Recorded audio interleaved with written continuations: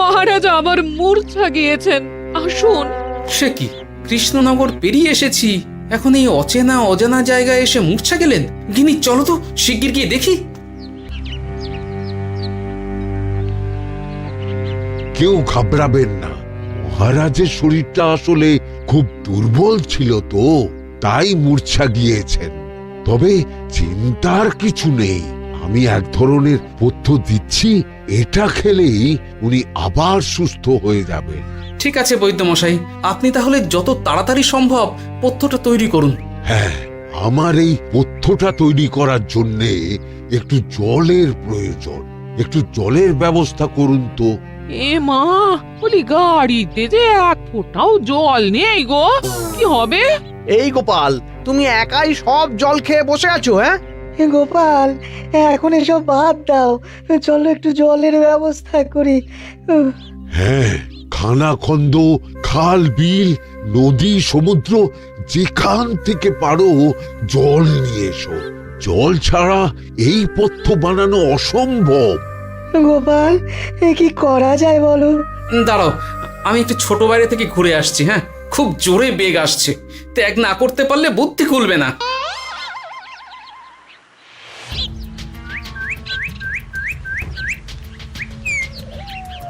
ওদিকে একটা পাত কুয়ো দেখতে পাচ্ছি মনে হচ্ছে।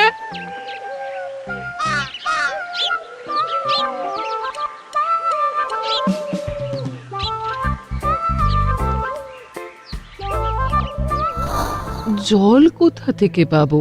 তবে কি জলের অভাবে আজকে মহারাজ সুস্থ হতে পারবেন না? রানীমা, ব্যাকুল হবেন না, আমি আমি আছি তো। আমি থাকতে কিচ্ছু অঘটন ঘটবে না। সকলে শুনুন, বিশেষত মহিলাদের বলছি, আপনারা সকলে নিজেদের কাছে যত শাড়ি আছে সেই প্রত্যেকটা শাড়ি আমাকে দিন। আমি শাড়ি জুড়ে জুড়ে লম্বা রশ্মি বানাবো, তারপর সেই রশ্মিতে বালতি ঝুলিয়ে জল তুলব। দয়া করে কেউ দেরি করবেন না।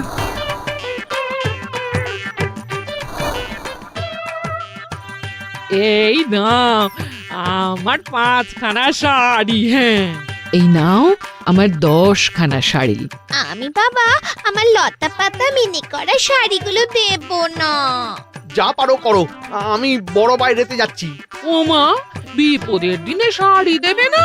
গায়ের জোরে নিয়ে আসবো। হ্যাঁ,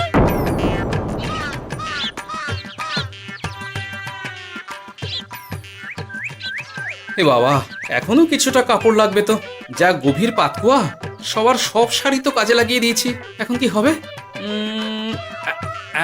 আরে ওই তো কার একটা ঝোপের কাছে ধুতি পড়ে রয়েছে, যাই ওইটাই নিয়ে নি। এই গোপাল গোপাল, আরে করো কি, ওটা তো আমার ধুতি। আরে আরে আমি এই ঝোপে বড় বাইরের জন্য এসেছি। আরে মন্ত্রী মশাই, বড় বাইরে করার সময় অযথা অন্যদিকে মন দেবেন না, তাহলে পেট সাফা হবে না।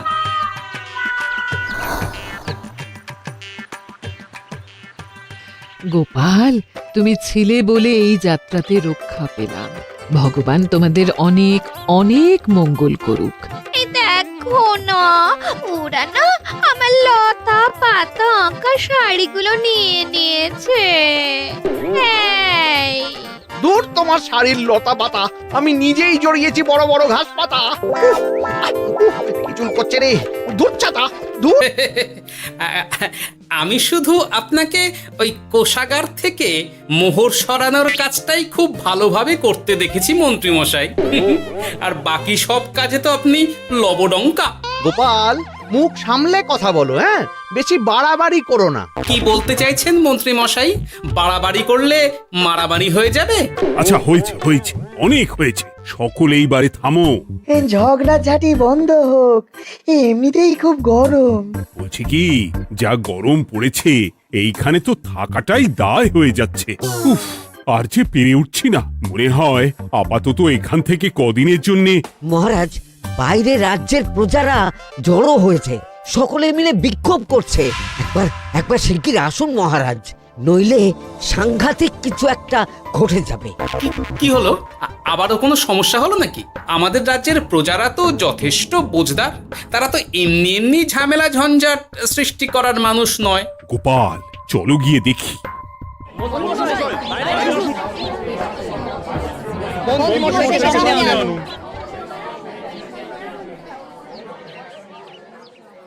ব্যাপার তোমাদের কি সমস্যা হয়েছে এইভাবে বিক্ষোভ করছো কেন? মহারাজ মন্ত্রী মশাইকে সামনে আনুন, তারপর বলছি কি হয়েছে না হয়েছে। সেরেছে। আরে আমাকে ডাকছে কেন? আচ্ছা বলছি তোমরা একটু শান্ত হও।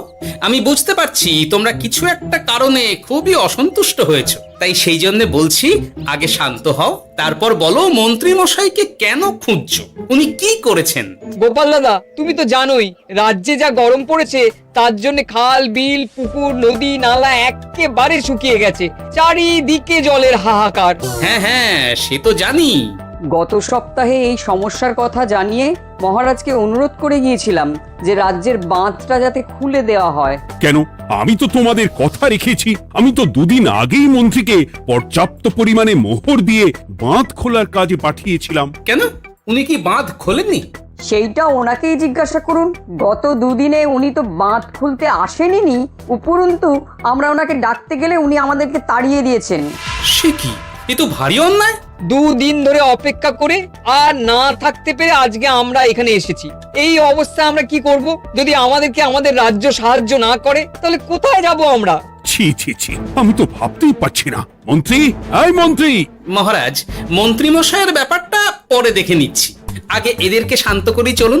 মনে রাখবেন প্রজারা একবার বিপক্ষে চলে গেলে কিন্তু খুব মুশকিল হয়ে যাবে। শোনো সকলে, তোমরা আজকের দিনটা একটু কষ্ট করো। আমি কথা দিচ্ছি কাল সকাল হলেই বাঁধ খোলার ব্যবস্থা করব, ঠিক আছে? ঠিক কথা বলেছো তো গোপাল দাদা। দাদা বলে যখন ডাকো তখন দেখো এই দাদা তার ভাইদের কিছুতেই নিরাশ করবে না। শুধু আজকের দিনটা একটু চেয়ে নিচ্ছি, ব্যাস। ঠিক আছে, আজকে আমরা চলে যাচ্ছি, কিন্তু কালকে কিছু না হলেই। কোনো কিন্তুরই জায়গায় নেই পুঁটির বাবা, আর তোমরা রাগ করো না। চিন্তা করো না, সকাল হলেই সাঙ্গ পাঙ্গ নিয়ে আমি বাঁধ খোলার কাজে নেমে যাব।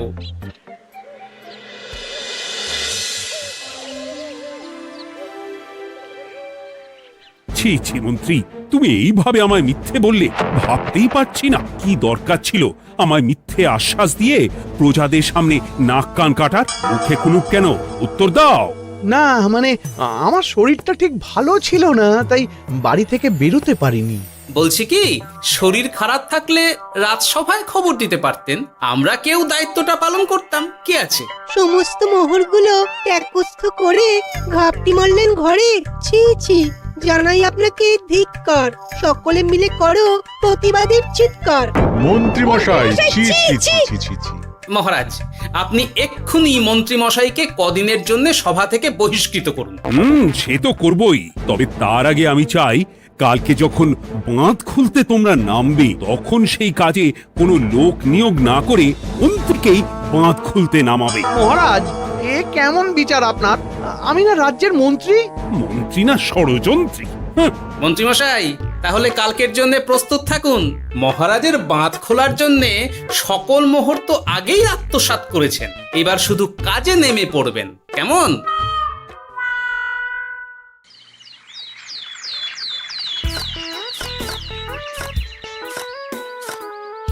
ওহ গোপাল, এইবারে ছেড়ে দাও, আর পাচ্ছি না। এত সহজে হাল ছাড়লে হবে বলুন? এই কে আছো? ওই শাবল কোদালগুলো দাও, আমি এদিকটায় খুঁচিয়ে দিই।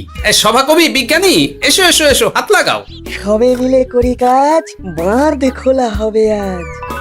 বাঁধ খোলা হবে আজ, মন দিয়ে করো কাজ। একদম, হাত লাগাও, জোর লাগাও। গোপাল দাদা, সভাকবি, বিজ্ঞানী দাদা আর আর বাকি দাদা ভাইরা আসুন আসুন, সকলে একটু শরবত খান। আমাকেও একটু শরবত দাও। মোহরগুলো খেয়েও তৃষ্ণা মেটেনি বুঝি? বাঁধ এক্ষুনি খুলবে, প্রজাদের সব জ্বালা জুড়বে। বাঁধ খুলে গেছে। আমাকে বাঁচাও, আমাকে বাঁচাও। কোনো সময় ভুল করলে নিজেই সেই ভুল শুধরে আবার ফিরতে হয়। আপনিও তাই করুন মন্ত্রী মশাই, নিজেই উঠে আসুন। চলো সকলে। গোপাল, তুমি তোমার সাথীদের নিয়ে যা করলে সত্যি ভাবাই যায় না। মহারাজ নিজেদের রাজ্যের সমস্যায় নিজেরাই কোমর বেঁধে নেমে সমস্যার সমাধান করেছি, পরিস্থিতি মোকাবিলা করেছি। এর জন্যে আপনি এমন করে বলবেন না। ওহ, তোমরা না থাকলে যে কি হতো। মহারাজ, আমরা আছি তো, এত ভাববেন না আপনি। আপনি বরং আমাদের সকলের জন্য কিছু খাবারের ব্যবস্থা করুন, খুব খিদে পেয়ে গেছে। হ্যাঁ, নিশ্চয়ই নিশ্চয়ই। তোমরা সকলে ভিতরে এসো, হাত পা ধুয়ে নাও। ততক্ষণে আমি রানীকে আহারের ব্যবস্থা করতে বলছি।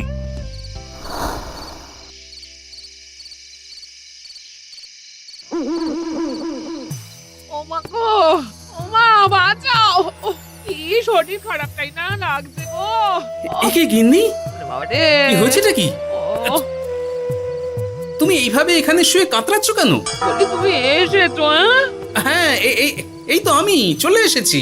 কি হয়েছে গিন্নি? তোমার কোথায় কষ্ট হচ্ছে? গরমে হাঁসফাঁস করছি গো, পারছি না।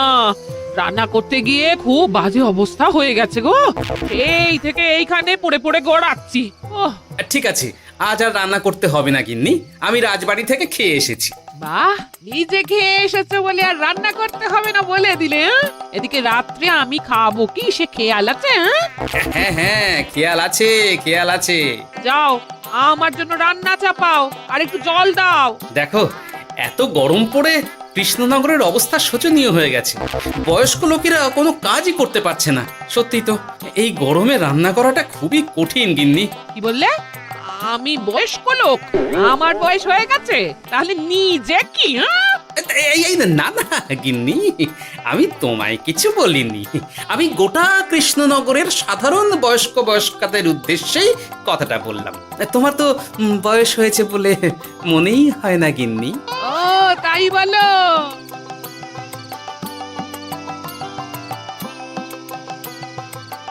নাও গিন্নি, জল নাও। আজ না হয় আমি রান্না করব। হে ভগবান, মুখের একটু লাগাম দাও। এইভাবে যখন তখন সত্যি কথা বলিও না।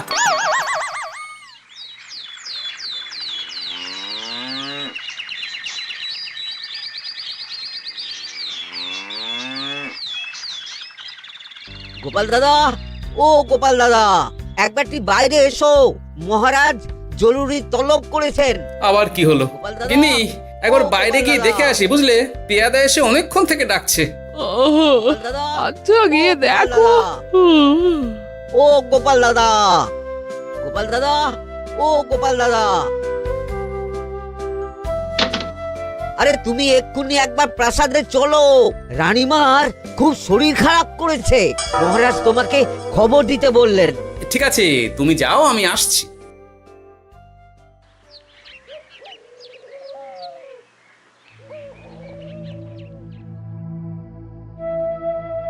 গোপাল, কি হবে বলো তো? রানী তো দুমদাম করে ব্যারামে পড়ে না। মহারাজ, ভয় পাবেন না, আমরা আছি তো। বৈদ্যকে পরীক্ষা করতে দিন, দেখি সে কি বলে। মহারাজ, অতিরিক্ত গরমের জন্য শরীরটা খারাপ হয়েছে। আসলে উনি এই তীব্র দাবদাহ নিতে পারেননি। তবে চিন্তা করবেন না মহারাজ, আমি বাড়ি গিয়ে এক ধরনের বিশেষ পথ্য পাঠিয়ে দিচ্ছি। রানীমা খেলেই সুস্থ হয়ে উঠবেন। মহারাজ, নিজের কানেই তো শুনলেন, রানীমার তেমন গুরুতর কিছু হয়নি, চিন্তা করবেন না। বৈদ্যর ওষুধে উনি সেরে উঠবেন। যাওয়ার আগে একটা কথা বলে যাই, গরমের এই দাবদাহ কিন্তু আরো ভয়ঙ্কর হবে। তাই সকলে খুব সাবধানে থাকবেন। শরীর যাতে ঠান্ডা থাকে এমন হালকা পাতলা খাবার খাবেন। আসি, রাজসভায় দেখা হবে। মহারাজ, বৈদ্যমশাই কিন্তু এটা ঠিক বলেছেন, গরম আরো বাড়বে। তাই দুজনেই খুব সাবধানে থাকবেন, কেমন? গতকাল তো আমার গিন্নিও গরমের চোটে কুপোকাত হয়ে গেছিল। শেষমেশ আমাকেই বাড়ি গিয়ে রান্না করতে হলো আর কি। ও বাবা, তাই নাকি? তাহলে তো খুবই চিন্তার ব্যাপার। আচ্ছা মহারাজ, আমি তাহলে এখন আসি, আবার রাজসভায় দেখা হবে। এই গরমে আর এখানে থাকতে পারছি না। বলছি, কদিনের জন্য না একটু অন্য কোথাও গেলে হয় না গো? গিন্নি, এই গরমে ঘরেই থাকো, অন্য কোথাও যাওয়ার মোটে নাম করো না। বাইরে বেরোতে গিয়ে যদি কোনোভাবে গরম হাওয়া শরীরে লেগে যায় তাহলে বিপত্তির আর শেষ থাকবে না গিন্নি। কিন্তু এখানেও তো যা গরম পড়েছে, পচে গলে মরে যাই আর কি। উফ গিন্নি, দয়া করে এইসব বাজে কথা বলা বন্ধ করো তো। আমার আয়ুর থেকেও তোমার আয়ু দীর্ঘ হোক। বাহ, তুমি এসব কথা কোথা থেকে শিখলে গো? হুম? এই তো তোমার থেকে আর কি। গোপাল গোপাল, রাজ্যের অবস্থা খুবই বেহাল। এই সবই আমাদের পোড়া কপাল। আরে সভা কবি, কি হয়েছে? তোমাকে দেখে তো মনে হচ্ছে তুমি কিছু। বিজ্ঞানী মহারাজ দুজনেই অজ্ঞান। ঘটি ঘটি জল ঢেলেও ফেরাতে পারেনি তাদের জ্ঞান। কি বলছো কি? তা তুমি এই ব্যাপারটা জানলে কি করে? গিয়েছিলাম একটু আগে বিজ্ঞানীর বাড়ি, গিয়ে দেখি লোকজনের ভিড় সারি সারি। সে কি? শুনলাম মহারাজ তাকে কিছু বলতে এসেছিলেন, তারপরে দুজনে বাইরে বেরিয়ে আসতেই অজ্ঞান হয়ে গেলেন। মহারাজ বিজ্ঞানীর বাড়ি গিয়েছিলেন, তাও আবার রানীমাকে ছেড়ে? রাজবৈদ্য কত করে বললেন এই সময় যখন তখন ঘরের বাইরে বেরোবেন না। কে শোনে কার কথা? আমার মনে হয় মহারাজ তেমন কোনো গুরুত্বপূর্ণ কিছু কথা বলতেই বিজ্ঞানীর বাড়ি গিয়েছিলেন। গরম কমানোর উপায় আলোচনা করতে হয় তো গিয়েছিলেন। আমাদের মহারাজ তো নিজের চোখেই দেখেছেন এই তীব্র গরমের চোটে রাজ্যের কি অবস্থা, কি অবস্থা। ঠিক বলেছো গিন্নি, আমার এই কথাটা তো মাথাতেই আসেনি। ধন্যবাদ গিন্নি, অসংখ্য ধন্যবাদ তোমায়। আমায় পরে ধন্যবাদ জানিও। হ্যাঁ, এখন আর দেরি না করে বৈদ্য মশাইকে সঙ্গে নিয়ে বিজ্ঞানী মশাইয়ের বাড়ি যাও। হ্যাঁ,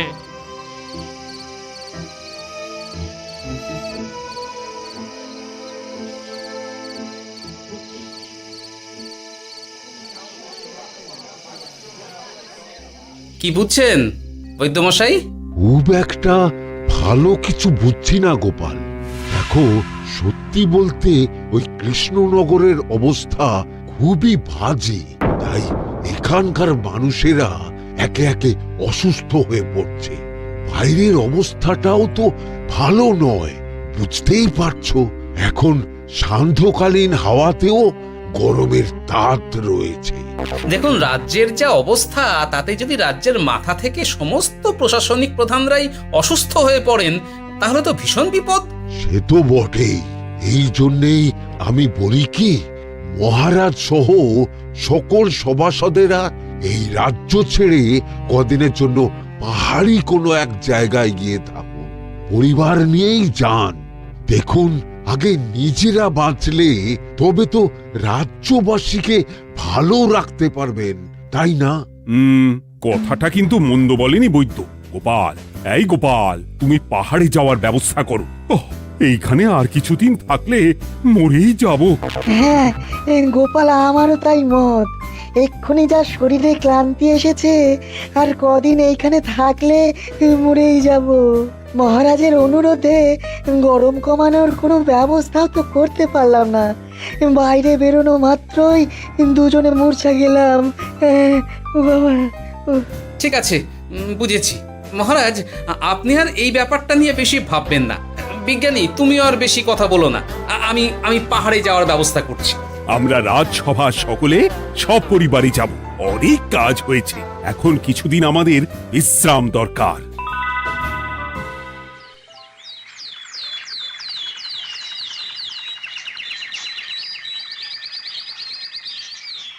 কি গোপাল, মন্ত্রীকেও তুমি আমাদের সঙ্গে নিয়ে যাচ্ছ? তুমি কি সব ভুলে গেছো? মহারাজ, আপনি খামোখা উত্তেজিত হবেন না। আপনার শরীরটা কিন্তু ভালো নেই। আর মহারাজ, আপনার রাজ্যে বাস করে আপনার থেকেই শিখেছি বিপদের দিনে পরম শত্রুকেও দূরে ঠেলতে নেই। গোপাল এটা ঠিক কথাই বলেছে। যতই হোক, উনি তো আমাদের মন্ত্রী, তাই এই বিপদের দিনে ওনাকে ফেলে যায় কি করে বলুন তো? সত্যি গোপাল, তোমার তুলনা নেই।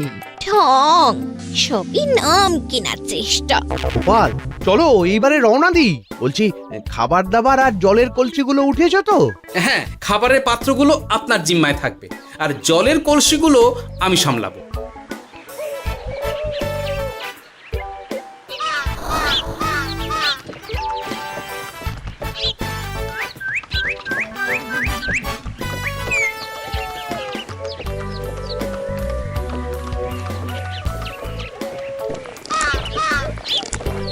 কি গো, তুমি খাবার ছেড়ে শুধুই জল খাচ্ছ?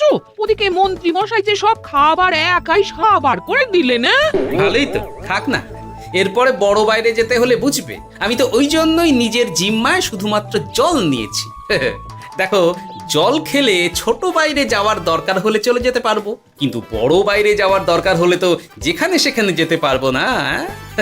তাই জলই সই। কিন্তু সবার জল যদি তুমি একাই শেষ করে দিলে তাহলে? এই রে, এটা তো ঠিক বলেছো গিন্নি। পথে ঘাটে কোনো পানীয় জলের পুকুর বা কুয়ো দেখলে জল ভরে নিতে হবে, বুঝলে?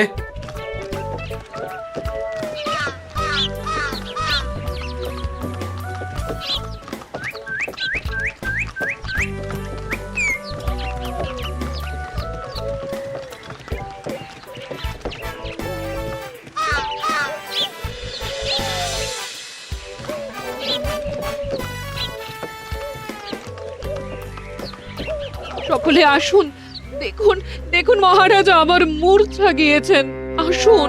সে কি, কৃষ্ণনগর পেরিয়ে এসেছি, এখন এই অচেনা অজানা জায়গায় এসে মূর্ছা গেলেন?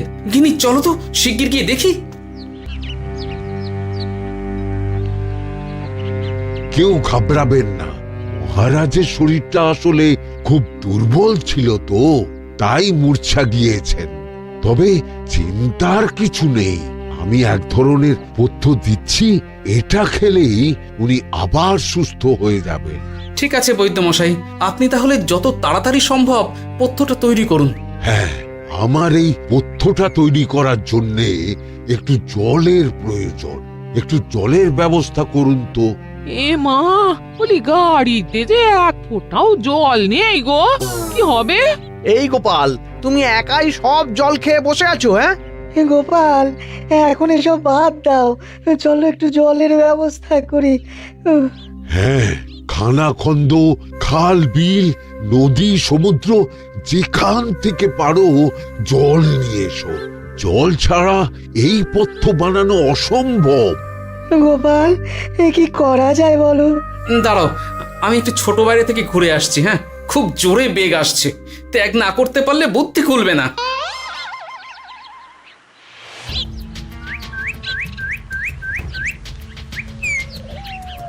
ওদিকে একটা পাত কুয়ো দেখতে পাচ্ছি মনে হচ্ছে।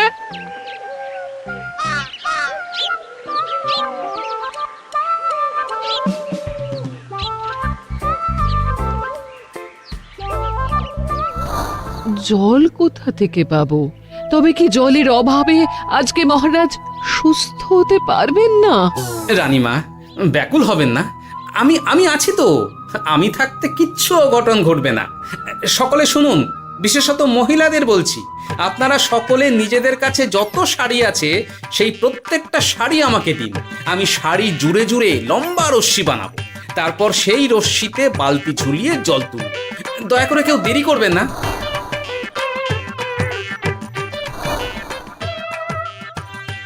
এই নাও আমার 5খানা শাড়ি। হ্যাঁ, এই নাও আমার 10খানা শাড়ি। আমি বাবা আমার লতা পাতা মিনি করা শাড়িগুলো দেব না।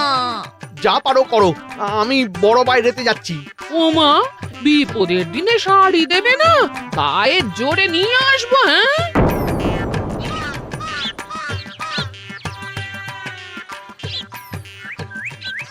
এ বাবা, এখনো কিছুটা কাপড় লাগবে তো। যা গভীর পাতকুয়া, সবার সব শাড়ি তো কাজে লাগিয়ে দিয়েছি, এখন কি হবে? আরে ওই তো কার একটা ঝোপের কাছে ধুতি পড়ে রয়েছে, যাই ওইটাই নিয়ে নি। এই গোপাল, গোপাল, আরে করো কি, ওটা তো আমার ধুতি। আরে আরে আমি এই ঝোপে বড় বাইরের জন্য এসেছি। আরে মন্ত্রী মশাই, বড় বাইরে করার সময় অযথা অন্যদিকে মন দেবেন না, তাহলে পেট সাফা হবে না।